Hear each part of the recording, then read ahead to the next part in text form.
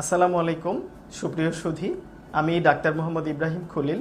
আমি জেনারেল ও colorectal surgeon সহযোগী অধ্যাপক হিসেবে কর্মরত আছি ঢাকা মেডিকেল কলেজ হাসপাতাল সার্জারি বিভাগে।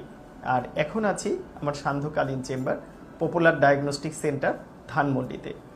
আজকে আমরা কথা বলবো কোলন ক্যান্সার নিয়ে এবং এটি কিভাবে প্রতিরোধ করা যায় তাই নিয়ে। কোলন ক্যান্সার একটি মারাত্মক ব্যাধি এবং এটি ইনসিডেন্স অর্থাৎ প্রকোপ দিন দিন বেড়েই চলেছে।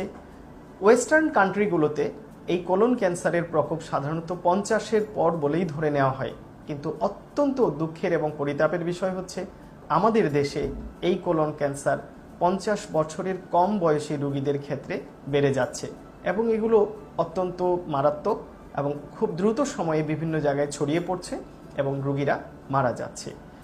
কেন এই কোলন ক্যান্সার হয়? কোনো ক্যান্সারেরই সঠিক কোনো কারণ এক্স্যাক্টলি পাওয়া যায় না, তবে বেশ কিছু রিস্ক ফ্যাক্টর আছে।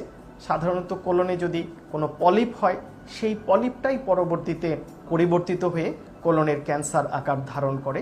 এক্ষেত্রে কিছু রিস্ক ফ্যাক্টর আছে, যেমন হচ্ছে যদি পরিবারের কোনো সদস্য আক্রান্ত হয়ে থাকেন, বিশেষ করে বাবা, মা, ভাই, বোন, এরকম ফার্স্ট ডিগ্রি রিলেটিভ যারা, তারা যদি আক্রান্ত হয়ে থাকেন তবে তাদের ক্ষেত্রে এই সংখ্যা অনেক বেশি।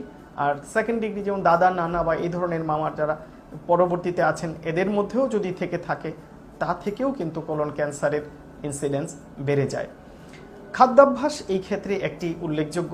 আমাদের দেশের ইদানিং তরুণদের ক্ষেত্রে বিশেষত খাদ্যাভ্যাসের অনেক পরিবর্তন হয়েছে।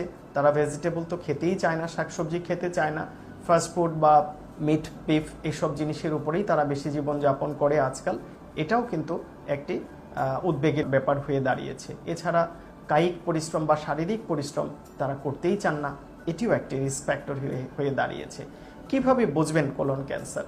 আসলে কোলন ক্যান্সারের কোলনের ডান দিক না বাম দিক, এই দিকের উপরে নির্ভর করে এর লক্ষণগুলো নির্ভর করে। যেমন প্রথমেই আসি, যদি ডান দিকের কোলন ক্যান্সার হয় তাহলে এই রোগীগুলো সাধারণত দেরিতে আমাদের কাছে আসেন এবং এর কারণ হচ্ছে তাদের কোনো ব্যথা থাকে না শুরুতে, রক্তক্ষরণ হয় দেরিতে এবং এখানে রক্তশূন্যতা তাদের দেখা দেয় এবং এই রক্তশূন্যতা নিয়েই তারা আমাদের কাছে আসেন। অথবা পেটের ডান দিকে তলপেটে কোনো চাকা হয়।